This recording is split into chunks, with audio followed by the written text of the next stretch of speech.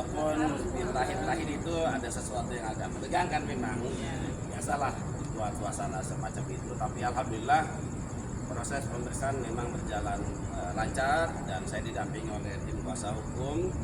Dan saya juga mohon maaf kepada tim lawyer yang lain mungkin tidak bisa mendampingi karena keterbatasan ruangan. Ya.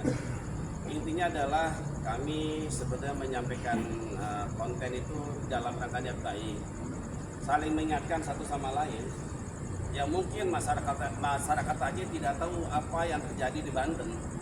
Makanya kami perlu sampaikan bahwa kita berharap agar kezaliman yang selama ini terjadi di Banten dalam kaitan dengan proyek PIK 2 jangan sampai terjadi di Aceh. Itu pesannya sebetulnya. Cuman memang ini ada oknum, jadi saya sebut oknum aja lah, oknum yang mengatasnamakan warga Aceh yang diduga pajangan tangan dari aguan yang membuat laporan ini. Ya, dan insya Allah apa yang saya sampaikan sudah saya jelaskan semuanya, bahwa tidak ada niat jahat untuk menghasut, untuk menebarkan kebencian, karena bagaimanapun juga masyarakat Aceh adalah masyarakat kita semua. Dan saya sudah beberapa kali juga ke Aceh. Saya berkenalan dengan teman-teman Aceh, sahabat-sahabat saya di Aceh, termasuk pengurus wilayah Muhammadiyah Aceh pun kita sudah komunikasi. Gak ada masalah dengan mereka, gak ada masalah. Cuman ini ada oknum yang membawa-bawa warga Aceh. Itu aja. Jadi apapun yang terjadi tentu kami jalani dengan ikhlas, ya, dengan bersabar. Dan yang menarik menurut saya Bang Muhammad Qasinuddin, karena ini unggahan ini berdasarkan tulisan tulisan dari sahabat kita juga, saya sampaikan bahwa sumber tulisan itu saya dapat dari media online. Jadi kalaupun dipersoalkan medianya dong, pelapor bisa melakukan hak jawab atau menyampaikan pengaduan ke Dewan Pers, bukan melaporkan saya yang mengunggah itu. Gitu, saya kira sudah clear. Makanya saya jelaskan dan ada sumber beritanya, ada medianya resmi.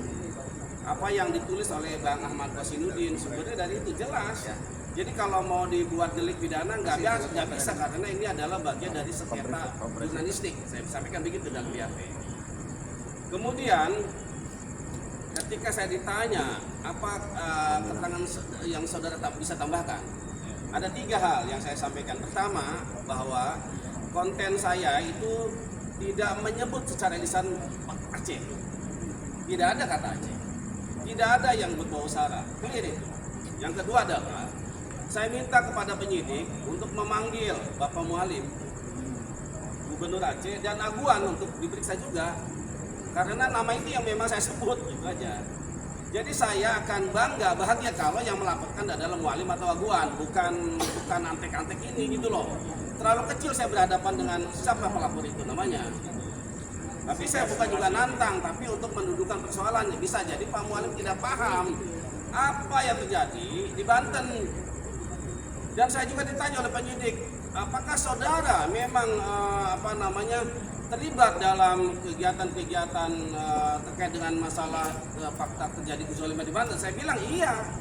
Kami LBHPP Muhammadiyah memang mengadvokasi sekian banyak korban kriminalisasi dan perampasan tanah PIK 2. Saya sebutkan nama-namanya, ada Cari Chandra, ada Haji Fuad Effendi Jarkasi, ada lagi Haji Sutri Senulukito, ada lagi yang warga Kampung Ngalar Jiban, Heri Kusuma dan teman-teman, dan yang lain-lain. Jadi artinya dengan begitu penyidik juga memahami, oh ternyata bukan menyampaikan itu karena berdasarkan fakta-fakta hukum, berdasarkan kegiatan pendampingan advokasi yang selama ini kita lakukan.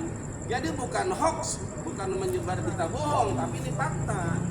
Ya gitu ya. Jadi sangat lucu, sangat naik ketika saya diadu-adu dengan isu sara bahwa ini berkaitan dengan isu keagamaan karena saya menyebut-nyebut Yayasan Buddha Suci, itu terlalu jauh buat saya.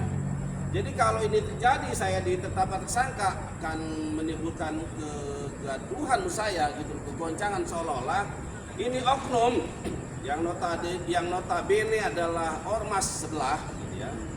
Betul ya? Iya. Ketua LBH ormas sebelah mengadu Muhammadiyah dengan Yayasan Buddha Suci. Jangan sampai terjadi. Saya hanya mengingatkan pada Mualim agar di balik yayasan ini ada namanya Aguan, gitu aja. Jadi Mualim harus waspada itu. Jangan sampai nanti di Aceh telah terjadi perampasan tanah, akan terjadi lanjut nanti pik 3 dan seterusnya. Walaupun sekali lagi hal-hal itu saya memang tidak menjelaskan secara mendalam karena itu adalah alam pikirannya atau pendapat dari penulis, gitu aja. Ya, jadi intinya sejauh ini mudah-mudahan tidak ada panggilan. Kalaupun ada panggilan, ya saya akan hadapi lagi dengan ikhlas dan sabar. Dan mohon untuk bisa dikawal karena memang belum selesai. Saya kira itu saja. Terima kasih sekali lagi atas dukungan supportnya dan teman-teman media agar ini juga menjadi perhatian bagi masyarakat Aceh. Masyarakat Aceh adalah kita semua, ya. Banten dan Aceh punya sejarah yang sama. Ya, jangan sampai diporak-porandakan oleh kekuatan oligarki yang merampas tanah untuk kepentingan properti mega. Demikian yang bisa saya sampaikan. Assalamualaikum warahmatullahi wabarakatuh.